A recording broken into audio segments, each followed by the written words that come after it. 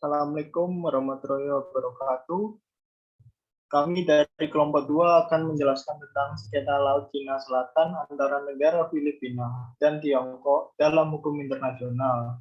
Untuk dosen pengampu sendiri yaitu Bu Cekli Pratiwi, SH, LM, MCL. Untuk anggotanya sendiri, saya sendiri, Pulung Putra Pratama, NIM 117, Ibra, NIM 122, Muhammad Irfan Aditya 125. Selanjutnya Kartika Ayu Linggartamiati untuk NIM 126, Krishna Naufal Fitra NIM 131, dan terakhir Ali Fikri NIM 128. Untuk operator mohon share screen.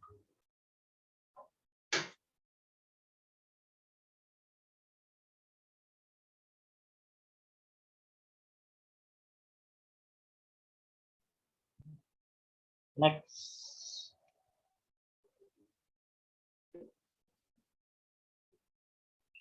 Untuk pertama, saya akan menjelaskan, perkenalkan nama saya Pulung Putra Pratama, NIM 117. Saya akan menjelaskan tentang mengapa sengketa tersebut dipilih. Yaitu karena Cina telah mengklaim sepihak sebagian besar wilayah perairan Laut Cina Selatan, yang di mana kawasan Asia Pasifik tidak terlepas dari perkembangan yang menyangkut masalah keamanan dan politik internasional yang ada di antara negara kawasan itu sendiri, yang berasal dari sejarah sengketa perbatasan maupun teritorial. Saat ini Laut Cina Selatan menjadi bagian penting di kawasan Asia Pasifik, yang telah melibatkan 6 negara yaitu Tiongkok, Taiwan, Vietnam, Filipina, Brunei, Malaysia, dan Indonesia. Tetapi salah satu negara yang melakukan protes terhadap Laut Cina Selatan yaitu Filipina. Pada bulan Januari 2013, Filipina membawa sengketa Laut Cina Selatan ke Mahkamah Arbitrasi atau bisa disebut BCA di negara Belanda pada tanggal 12 Juli 2016. BCA mengeluarkan putusan atas gugatan Filipina melawan Tiongkok mengenai masalah Laut Cina Selatan. Next. Kenapa Cina ingin menguasai lautan Cina Selatan? Karena Laut Cina Selatan telah diperebutkan bukan hanya sebagai jalur strategis yang menghubungkan Samudra Hindia dengan Samudra Pasifik, namun juga sebuah perdagangan di Asia Timur. Sekian dari penjelasan saya. Selanjutnya, untuk gambaran singkat sengketa akan dibacakan Saudari Kartika. Dipersilakan. Terima kasih moderator. Perkenalkan, nama saya Kartika Ayu Linggartamiati dengan NIM 126. Di sini saya akan menjelaskan tentang gambaran singkat sengketa. Sengketa dalam kasus ini, kawasan Laut Cina Selatan dikelilingi 10 negara pantai, yaitu Tiongkok, Taiwan, Vietnam, Kamboja, Thailand, Malaysia, Singapura, Indonesia, Brunei Darussalam, serta Filipina. Ada juga negara yang tak pantai seperti Laos dan Dependent Territory, yaitu Macau. Letak geografis yang tidak menentu inilah yang menyebabkan beberapa negara merasa ikut memiliki hak atas perairan dan kepulauan, di mana semua negara yang berbatasan dengan Laut Cina Selatan memiliki batas berdasarkan ZEE yang saling tumpang tindih, sehingga menimbulkan masalah penentuan batas dan klaim wilayah. Dan dari negara-negara yang bersengketa, hanyalah Filipina yang berani membawa ke ranah hukum tanggal 22 Januari 2013 dan menghasilkan hasil putusan pengadilan internasional yaitu PCA pada tanggal 12 Juli 2016. Sekian dari saya, terima kasih. Saya kembalikan ke moderator. Terima kasih untuk Saudari Kartika. Selanjutnya untuk operator. Dalam menggunakan kajian teori akan dibacakan oleh Saudara Nopal. Dipersilakan. Baik. Sebelumnya perkenalkan, nama saya Krishna Naufal Fitra dengan NIM 131. Di sini saya akan membacakan tentang menggunakan kajian teori apa serta sedikit beberapa tentang mekanismenya seperti apa. Jadi berawal dari Tiongkok yang diduga oleh Filipina itu melakukan pelanggaran batas teritori, kemudian pihak Filipina mengajukan tuntutan kepada Mahkamah Internasional, sehingga kasus tersebut diterima dan diperkarakan. Untuk menggunakan kajian teori apa dalam penyelesaiannya itu prinsip dasar yang diambil dari penyelesaian permasalahan tersebut adalah secara damai atau arbitrase yang berdasarkan pasal 33 ayat 1 pada Piagam PBB yang berisi bahwa arbitrase sebagai salah satu cara penyelesaian sengketa internasional telah diakui eksistensinya oleh masyarakat internasional. Kemudian untuk putusannya sendiri menggunakan Konvensi Hukum Laut 1982 di dalam menangani sengketa ini.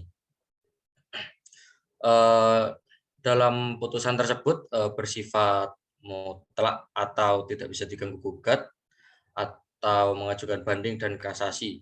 Jadi hal ini berarti tidak ada upaya hukum lain terhadap putusan arbitrase yang telah diputuskan oleh lembaga arbitrase. Selanjutnya, dari pasal tersebut juga dapat dikatakan bahwa kedua belah pihak, Filipina maupun Tiongkok, wajib untuk menyelesaikan sengketa secara damai dan mematuhi Konvensi Hukum Laut 1982 dan putusan dari BCA dalam sengketa LCS dengan itikat baik.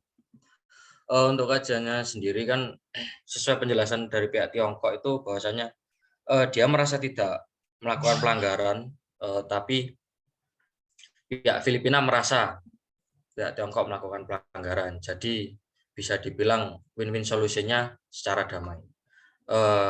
Demikian dari saya. Saya kembalikan kepada moderator. Moderator dipersilakan. Terima kasih untuk Saudara Noval. Untuk selanjutnya, operator. Bagian dalam proses yang ditempuh oleh para pihak akan dibacakan oleh Saudara Irfan. Dipersilakan.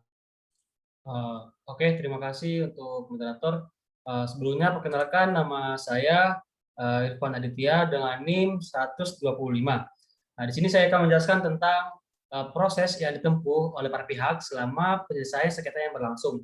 Nah, mekanisme penyelesaian sengketa menurut UKLOS 1982 terbagi menjadi 3 bagian.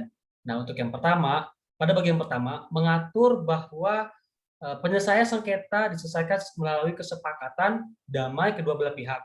Nah, untuk yang kedua, mengatur prosedur penyelesaian sengketa yang memaksa demi menghasilkan keputusan yang mengikat, yang berlaku apabila prosedur dalam bagian 1 tidak memberikan jalan keluar bagi sengketa tersebut.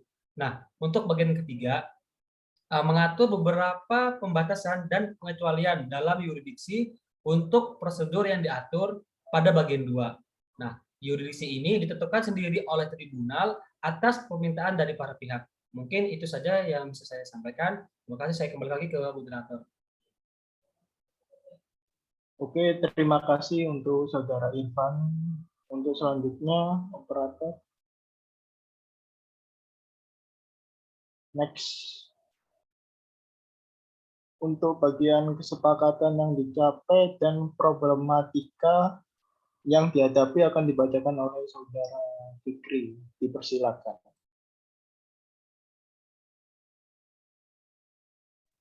Baik, terima kasih moderator. Perkenalkan, saya Ahmad Ali Fikri, NIM 128.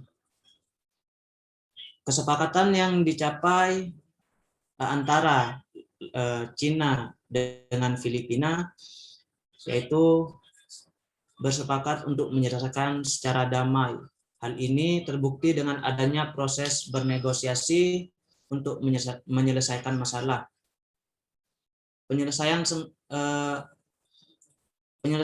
Cina dan Filipina telah melalui jalur non-litigasi yaitu perundingan dengan membentuk perjanjian bilateral di antara kedua belah pihak jalur negosiasi merupakan cara umum yang paling banyak dipilih oleh negara-negara dalam menyelesaikan sengketa. Negosiasi juga dikenal sebagai penyelesaian sengketa secara damai. Next. Untuk problematika yang dihadapi antara sengketa Cina dengan Filipina, yaitu Cina sendiri mengancam akan memberikan sanksi ekonomi terhadap Filipina sebagai balasan atas kekalahan Cina pada kasus ini. Cina yang sangat gigih dari awal ketika kasus ini pertama kali dibawa ke PCA pada tanggal 22 Januari tahun 2013, Cina sudah menyatakan penolakannya terhadap yurisdiksi dan kewenangan dari PCA. Cina mendalilkan bahwa PCA tidak punya kewenangan untuk mengadili kasus ini. Selain itu, banyak pihak yang merugikan keberanian PCA mengadili kasus ini karena posisi Cina sebagai negara terbesar di Asia dan merupakan anggota tetap Dewan Keamanan PBB. Sekian dari saya kembalikan ke moderator. Terima kasih untuk Saudara Fikri. Selanjutnya untuk operator. Untuk bagian terakhir, penutup, yaitu hal-hal yang bisa dipetik dari penyelesaian sengketa tersebut akan dibacakan oleh Saudara Ibra. Dipersilakan. Baik, moderator. Perkenalkan, nama saya Ahmad Ibra, NIM 122. Kali ini saya akan membacakan dari penutup presentasi ini. Sesuai teori dan praktek, karena Filipina melakukan jalur yang sah, yaitu ke Mahkamah Internasional, tidak tergesa-gesa mengambil keputusan, apalagi dengan adanya perang, karena hanya akan menimbulkan banyak korban, dan ini sangatlah bisa dicontoh karena patuhnya Filipina menunggu hasil dari putusan pengadilan internasional. Terima kasih. Kembali ke moderator. Oke, terima kasih untuk Saudara Ibra. Sekian untuk dari sumbernya dari Derajati, Mr. Adolf dan Idris untuk tentang putusan sengketa Laut Cina Selatan. Sekian dari kelompok 2. Terima kasih. Mohon maaf bila ada salah kata. Wassalamualaikum warahmatullahi wabarakatuh. Waalaikumsalam warahmatullahi wabarakatuh.